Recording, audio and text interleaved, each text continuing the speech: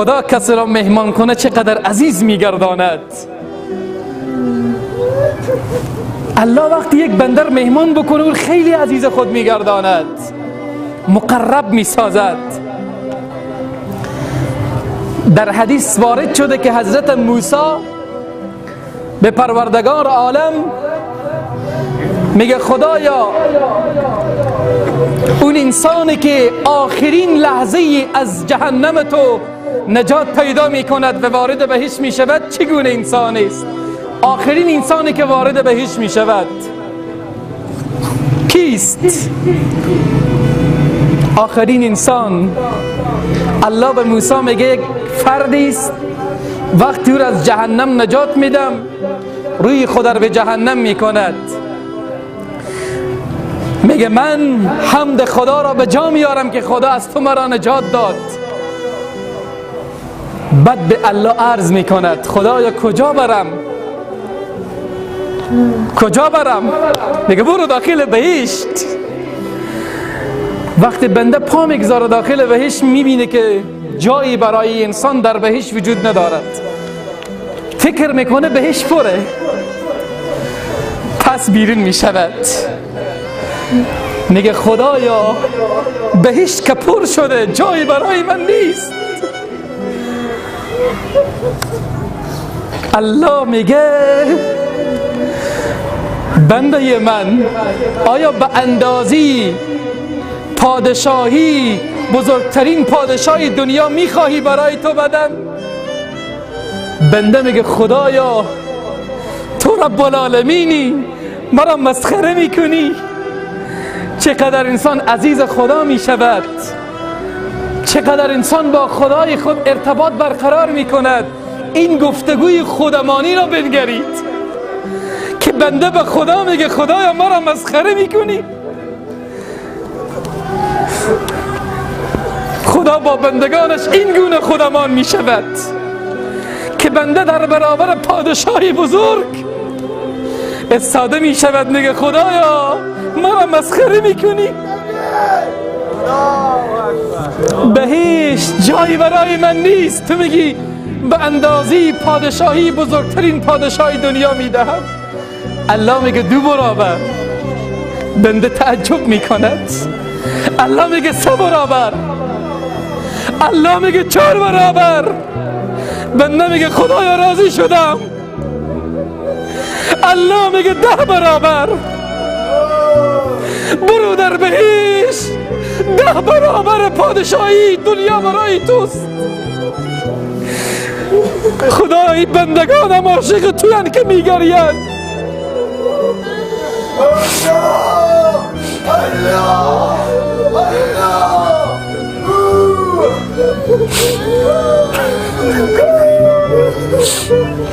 خدایا همه این جمع را به بهشت برسان. خدای بهشت تو چقدر زیباست. خدا بنده نوازی میکند. این خداست رب العزت و الجلال، اینقدر بندگان خود را نوازش میدهد. این بهشت، این پروردگار که چنین عزت برای بهشتیان میده.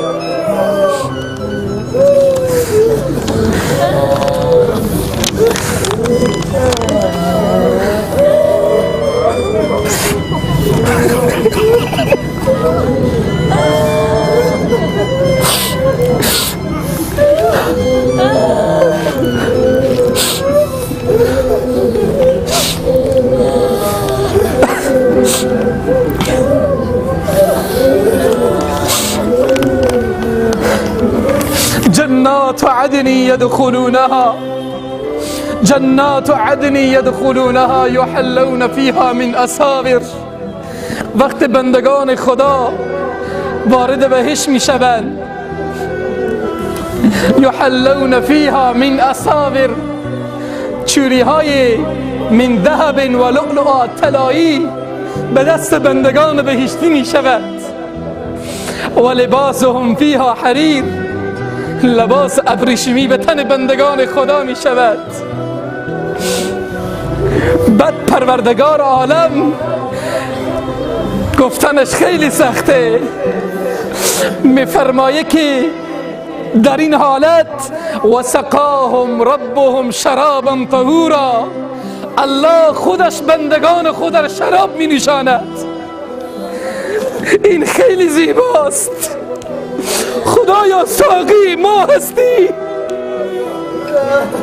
خدا خودش می آید و سقاهم ربهم شرابا طهورا، الله شراب طهور می نشاند بندگانش را.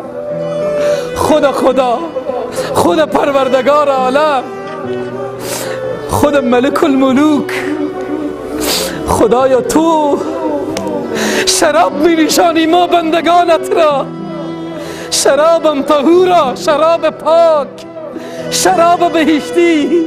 الله میگه من با دستانم شما را می نشانم. این الله رب العزت و الجلال عزیزان من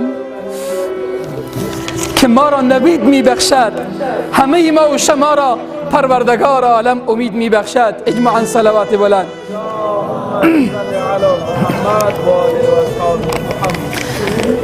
و بالاتر از همه جنت الفردوس پروردگار.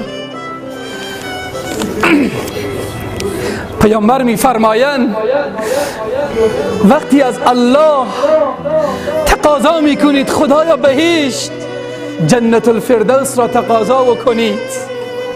این جنت الفردوس کجاست؟ پیامبر می فرمایند و اعلی الجنه، بالاترین بهشت جنت الفردوس، و فوقه عرش الرحمن، سقف این بهشت فردوس عرش خدایه. خدایا چی می شود آن روزی که در بهشت و در جنت الفردوس قرار بگیریم، سر خود را بالا بکنیم، سقف خانه ما عرش تو باشد. سقف خانه ما عرش تو باشد. ای الله، خدایا این خیلی زیباست. در بهشت در کنار پیامبرت باشیم، سر بالا بکنیم، عرش تو را ببینیم. و بالاتر از خود بهشت، بالاتر از جنت الفردوس، زمان است که رب العزت پرده بر می دارد و بندگان خدا رب خدا را مشاهده می کنند. رب العزت و الجلال را تماشا می کنند. با دیدار خدا بهش فراموش می شود. وجوه یومئذ ناظره، روحا تر و تازه و تابانه، الی ربها ناظره، الله خدا را تماشا می کنند، پروردگار خدا را می بینند. در بهشتی الله، در مهمان سرای خدا الله منو تو رو مهمان می کند تا پرده را بردارد، جمال خود را برای بندگانش نشان بدهد. من و شما به چنین روزی ایمان داریم و باور داریم و عقیده داریم عزیزان. نباید در دنیا امراض، مصایب، بلاها من و شما را از پا در آورد. ما باید خوش باشیم به فضل رحمت پروردگار عالم.